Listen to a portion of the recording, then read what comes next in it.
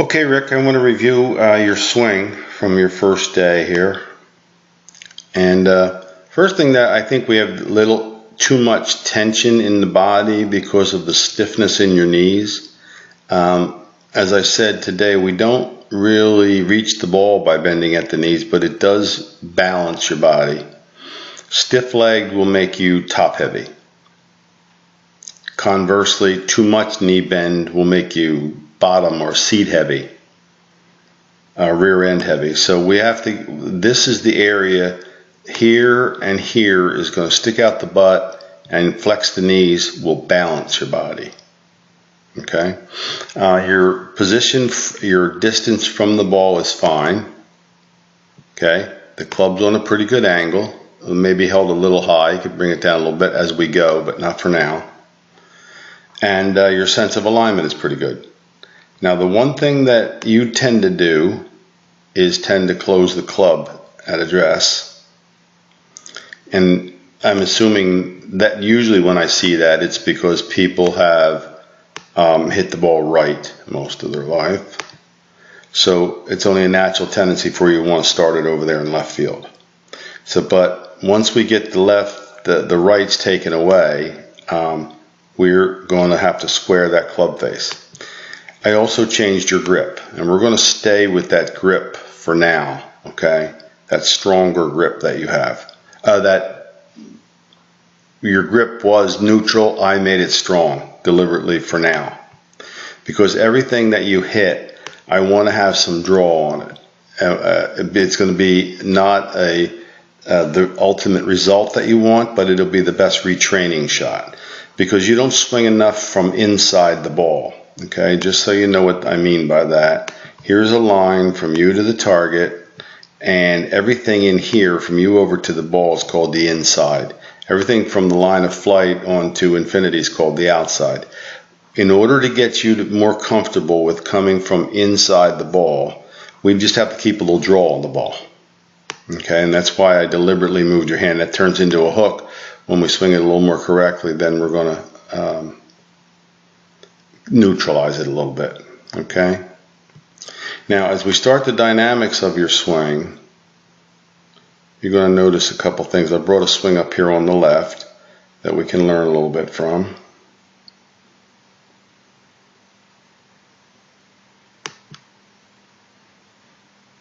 Okay.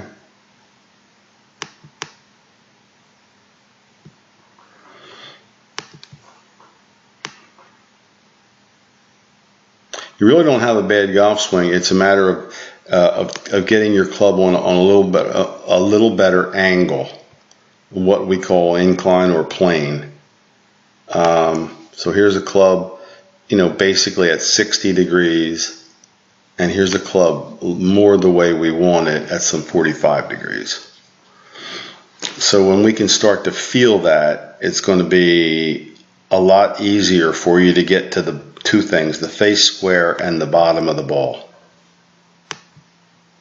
And because of that steepness, you've already begun your ascent from the golf ball. Bailing out is what I call this. But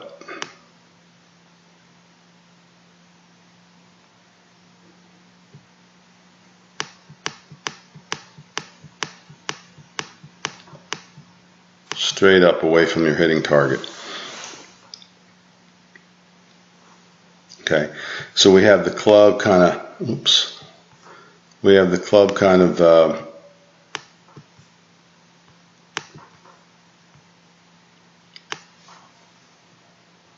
pointed up here. When he comes back to impact, club is pointed right back to where it started. So let me show you this golfer.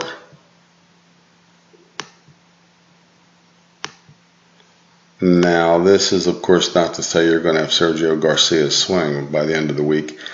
We don't do these screen comparisons for that reason.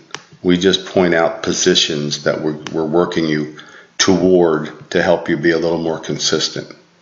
There is this golfer at the address with the golf ball, and there he is at the impact with the golf ball. Okay. So one of the things that's really going to help you is to learn about the incline that the club needs to be swung on. If I can get you a little bit flatter in your swing, and that doesn't mean back, a little bit back, but coming down so that you're able to stay down more often, we will have accomplished a lot, really. Okay?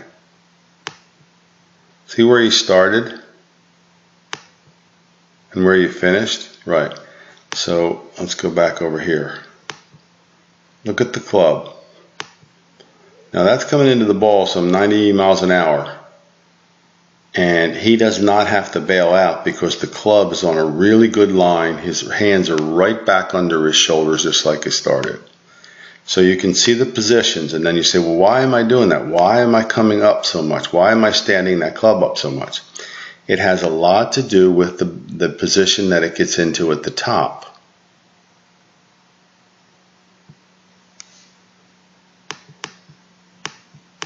Like that. Okay, so let's go back here and I'll show you what I mean.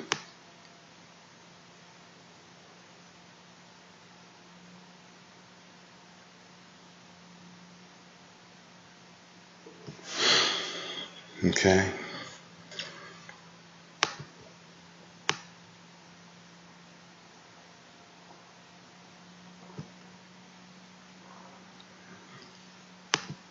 Watch his hands. All they do is drop behind him. He's halfway down and his shoulders are still closed. He's still got his back to the target, chest to the camera. Because the only thing that happened was his hands and his arms and his club came down. Okay? And you'll see the difference here in starting down. Because it's steep, it wants to go out as you go up. So let's get another look at that.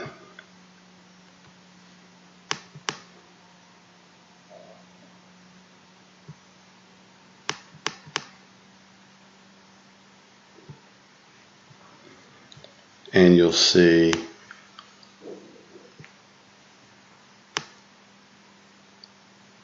there's the difference in your swing path and your swing plane. You hear these terms all the time.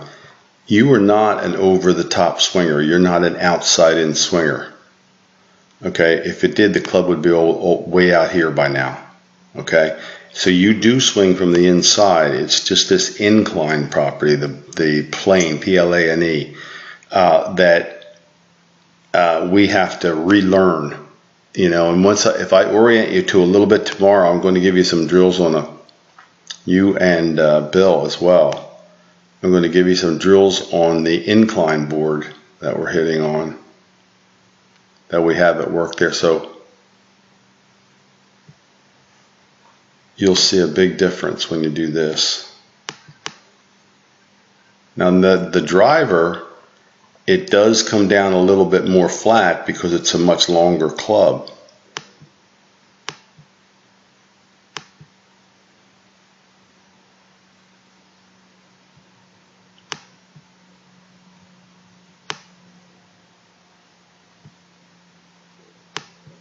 But again, you can see where we started.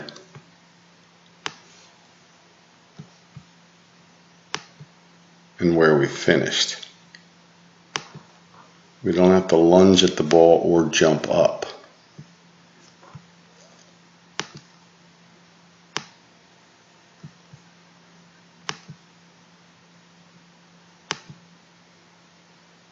So that would be, you see where you're contacting it on the heel of the club here? Let me magnify that a little bit for you. And you'll see where that contact is right on the heel. But that would only be natural, right? Your hands are going out some 4 to 6 inches from where they were. So you're going to get some heel contacts. Now the heel of the club, I don't know if you're aware of this, the dynamics, the way it works, the heel of the club will always slice. No matter if you're coming from the inside or the outside, it's going to slice. That's what the club, it's called gear effect on the face. It actually closes, and then when you hit it on the heel, and then, but the spin that you get is counter spin. So what we want to get is you coming down, closer to your body. We want to connect all this.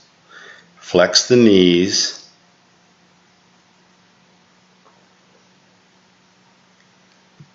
Turn the shoulders, push the hands back as far as you can, push them back. Don't pick it up right in here, it's too tight in here. I'm going to go over to a driver swing here.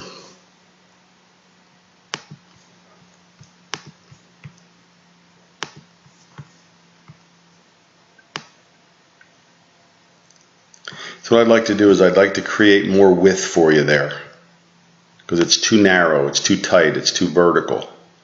Okay, so I just want to push your hands further back. It's not like you have to, do anything more flexible or be younger to do it. It's just push your hands further back. It's get into a better habit. And then we want to drop them down, not out. This is going out. This is going out. It's going out. You're coming up. And again, watch the beauty and the simplicity of this move on the left. It just falls down. Just falls down. Right back under his shoulders. So there we have the impact. And there we have the adjust. Club is pointed here, right through the belt buckle. Club is still pointed right through the belt buckle. Hands are under the shoulders, right? And seat is turning, but not lunging out at the ball. If I put his lower body in a box, I'm still going to be able to get to where I want to be. He's still there. So see how much you've come out and up? That's, the getting the club on a better angle. So I'm going to make your swing flatter this week. It's just that simple. And when you do, I guarantee, through years and years of saying this, I guarantee that you're going to start behaving a little differently with your body, not having to bail out. So we know we've got a bail out there, a come up out of the swing type of swing. But then we say why? Well, we see why, because that club's really headed for a crash when it comes down this steep. Good news you have going for is you don't come over the top. If I drew a line from you down to the ball and said what it's supposed to do is drop your hands under there, you do it. You're hitting from you're hitting from inside the ball. That's correct. We just got to get the club on a little better angle. And when you get it more oriented this way, it's going to have more of a natural closing property, so you get that consistent draw without having to flip the hands to do it. Okay, we'll take it from there tomorrow.